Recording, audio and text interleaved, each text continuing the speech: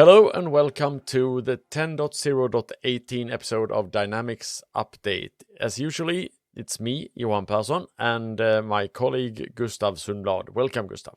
Thank you, Johan. Hello, everyone. Hi.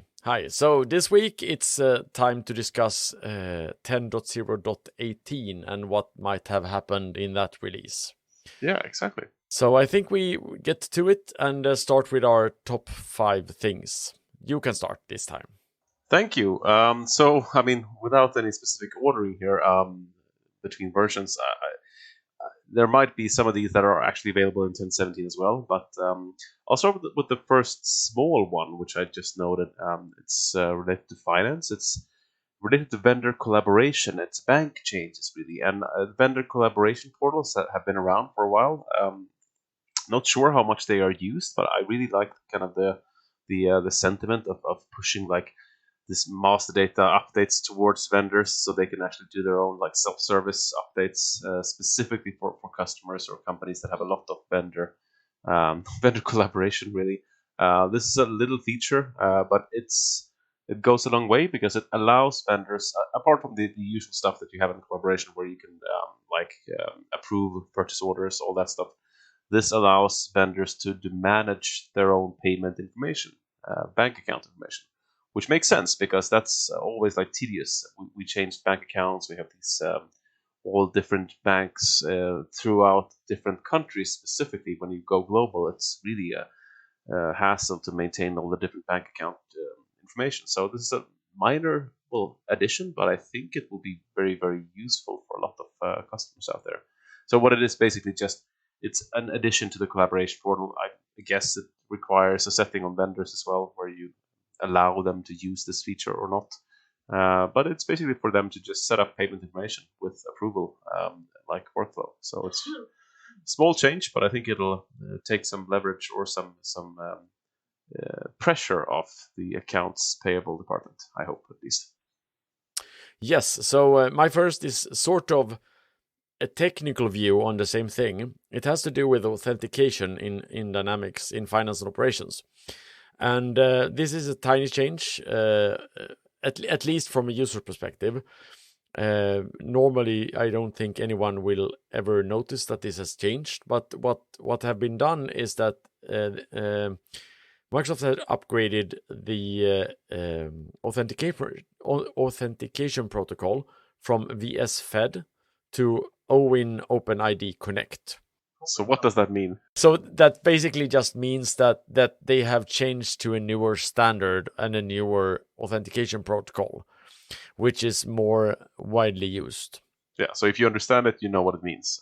And for all the rest of us, it's improved way of staying up to date with standards. Or yes, exactly, and it's also it's a better security protocol for the authentication. Yeah, which I think is always a welcome addition, since in these days there are a lot of shady players on the market which try to hijack our logins. which exactly. But do you know? Does it mean any kind of changes, or I mean, from a deployment perspective, or is it just? I mean, it's there, it's in line. It's just the authentication protocol for everyone using it. There no changes required in like client server authentication, stuff like that.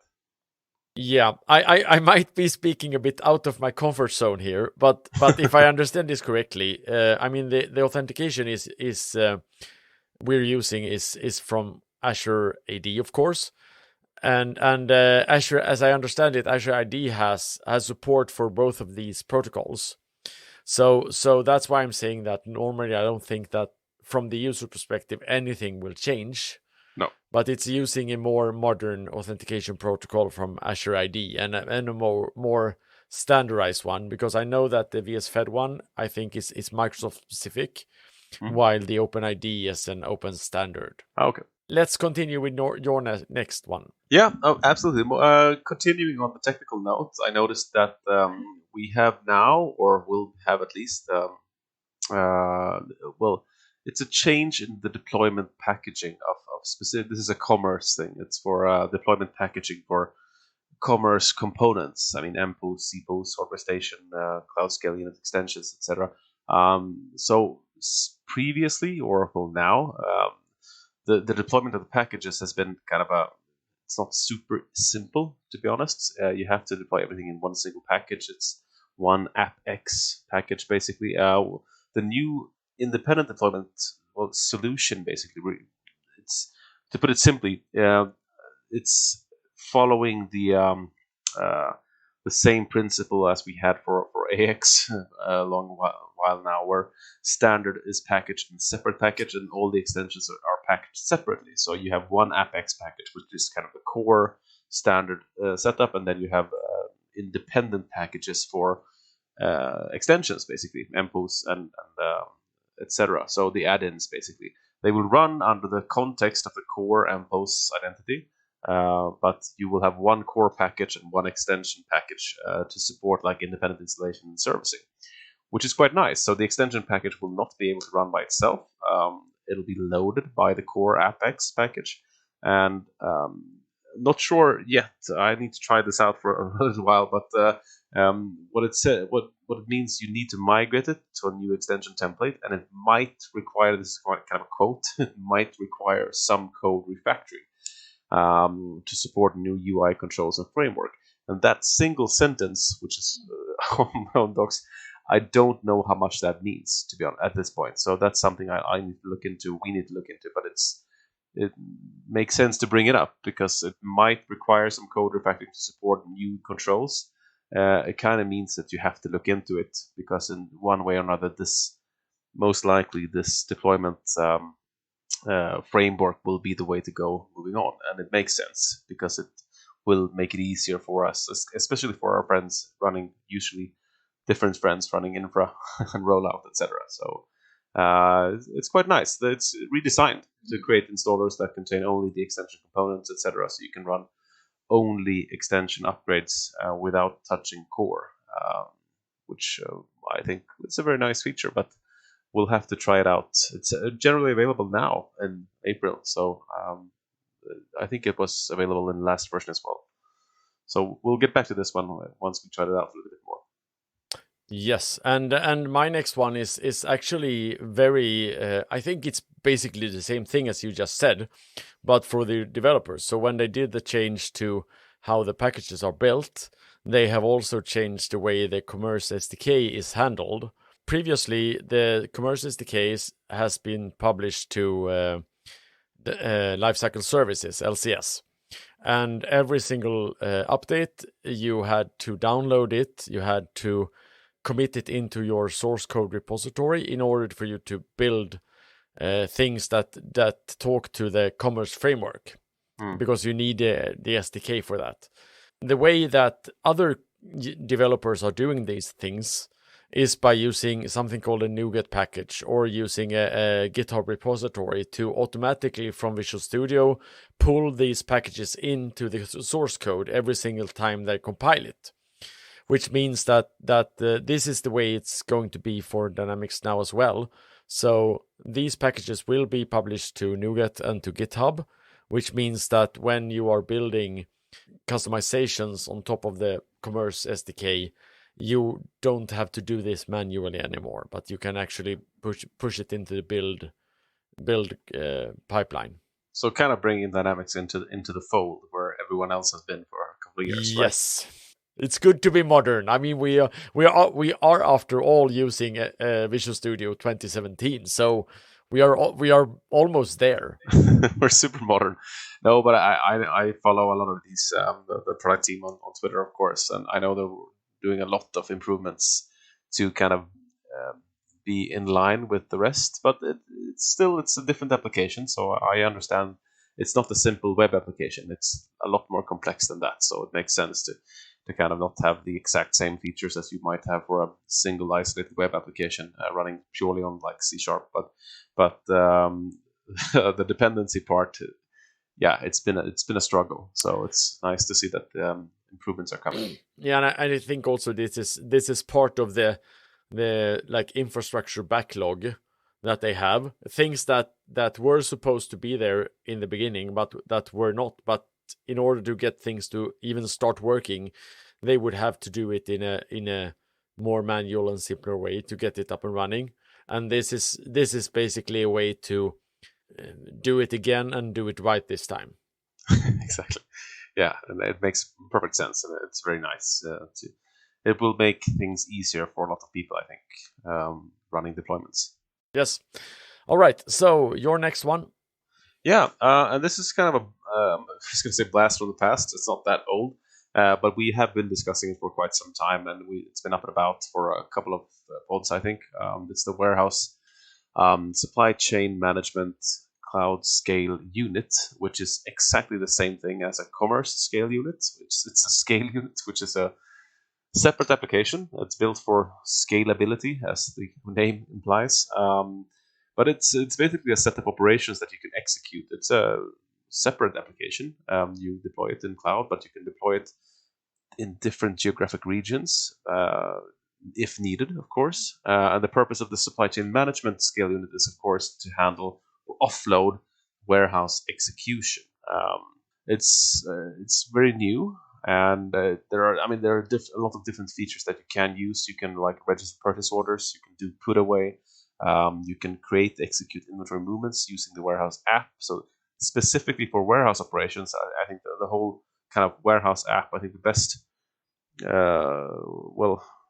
closest example I can give you is the old warehouse mobile device portal, which was also a separate application, but it spoke directly to an AOS. This one is like purely isolated and scalable, which you can deploy. So to be continued when it comes to like feature testing and real like performance testing when it comes to this, but it makes a lot of sense as well. Scale units, as we know, are very nice little like units you can use to scale your application and to offload the production workload from like the Dynamics Cloud production instance. But what it also contains is a nice little feature we also discussed previously, which is the inventory visibility app, which you can deploy. And inventory visibility is just it's an API which gives you exactly what it says: inventory visibility. You can push questions related to on hand, and you will get near real time. You can hear my like air quotes here, near real time, because it is what it is.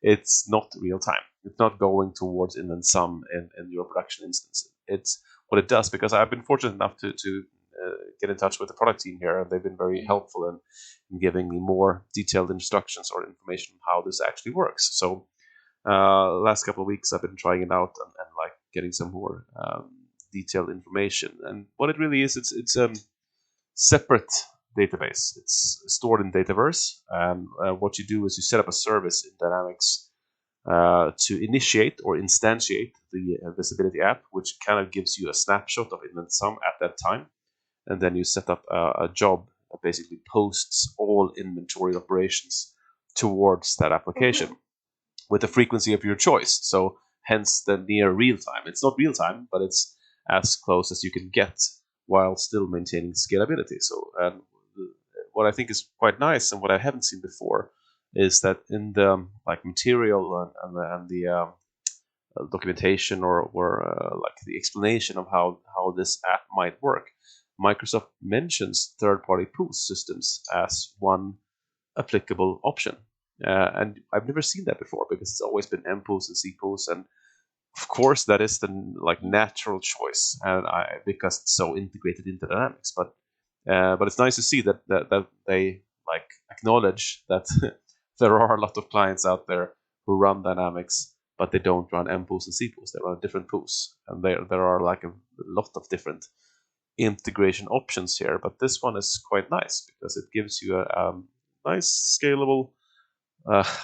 I really abhor the word plug and play, because it's never plug and play, but that's how it's designed, at least. So I encourage you to try it out.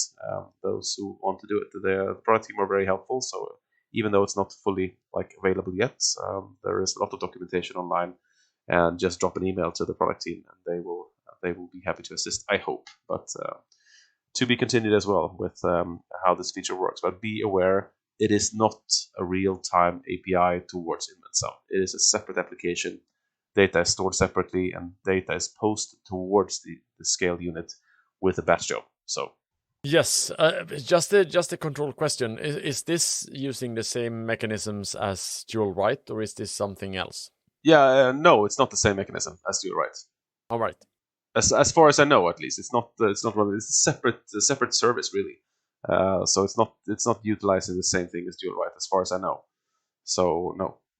All right. So my next one is it's a tiny one, but it sort of indicates a difference in philosophy, I would say, because when I started using Dynamics, and especially on the retail side, a lot of things were like very bare bones. Everything you wanted to make in order to make it easier for the customers, you had to make on your own. But I think that one thing that Microsoft is starting to do in Dynamics is trying to find like the minimum viable product that everyone wants to use, instead of the one that is the minimum for them to deliver. So one thing that is coming in 10.0.18 is the ability to include either QR codes or barcodes within transactional or receipt emails.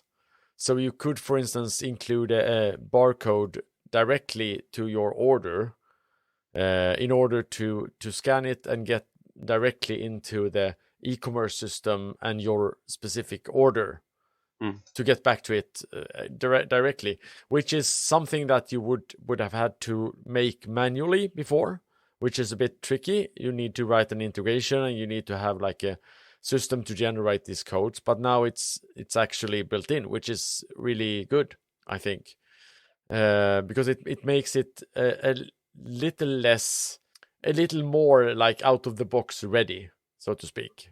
Yeah, absolutely. Yes. All right, very nice. I have two topics left. One, I mean, they're both quite small. I'll start with my favorite one, which is the retry flag for batch jobs.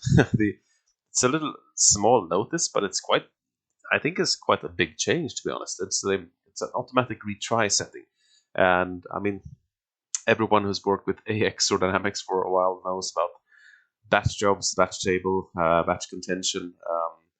Deploys, crashes from AOSs, what happened, where were we in the batch job, etc. If you don't run like pure multi-threading, it's hard to restart, etc.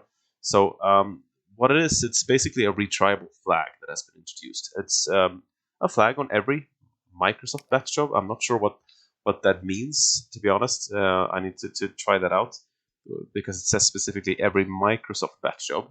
So there is an extensible property on the batch framework, so I think you can implement it on your own batch jobs, but it's not like out of the box whenever you activate the feature that it's just going to retry. So keep it in mind that if you have batch jobs that are like up for retrying, might be like batch jobs running every minute because you do something every minute, bam bam bam. Maybe you don't need to have a retry flag. You just need to have a retry flag if the job is prone to like stop in like executing state or something like that. But if you have a retry flag, or if you have a long running batch job like posting invoices or stuff like that, it might be worth looking into the retriable flag, specifically for just understanding if there's a new flag coming on the batch form and you're able to set it on the batch jobs. You need to understand, does it actually do anything unless you extended that property for your own batch job? Otherwise, it might just be confusing. So look into it and make sure you can use it if you need to. But I think it's a nice feature. And the question is just how, I mean, at what point does the retry like operation trigger? Does it trigger upon connectivity failure or upon like failure of the batch job itself? So something to look into and hopefully clarify in future podcasts. Yes. So my final one is sort of along the same lines as the first one I was having.